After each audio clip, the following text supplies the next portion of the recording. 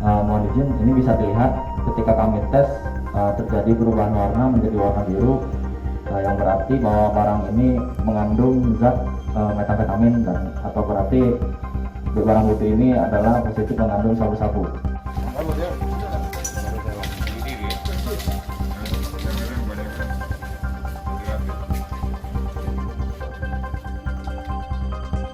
Sabu kurang lebih 1000, berapa ya?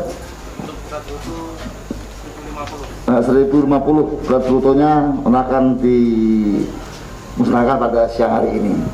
Ya, kami berharap dengan pemusnahan barang putih ini sebagai contoh, sebagai komitmen kami, Polres Muratara akan selalu menindak tegas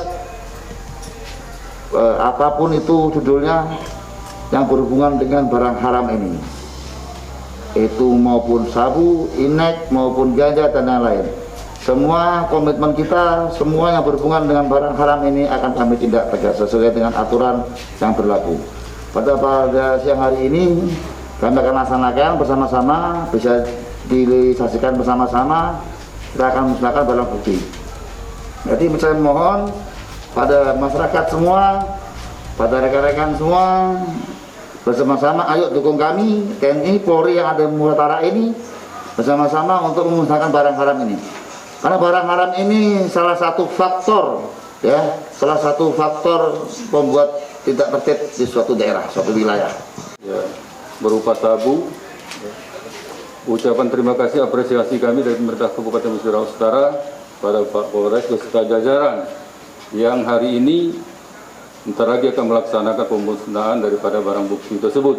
Itu adalah bentuk daripada komitmen baik dari pemerintah, dari Polres dan Dandim, ya, bahwa di Kabupaten Musirawas Utara ini tetap akan kita laksanakan penindakan apabila ada hal-hal seperti ini. Dan dalam hal ini kami sangat berharap kepada semua masyarakat Kabupaten Musirawas Utara untuk ambil bagian, ya. Karena Pak Kapolres tidak mungkin bisa bekerja dengan sendiri tanpa bantuan daripada semua masyarakat, ya, di Kabupaten Musirawas Utara, terutama jajaran pemerintah sampai ke kepala desa. Jangan lupa subscribe, share, komen, dan like ya.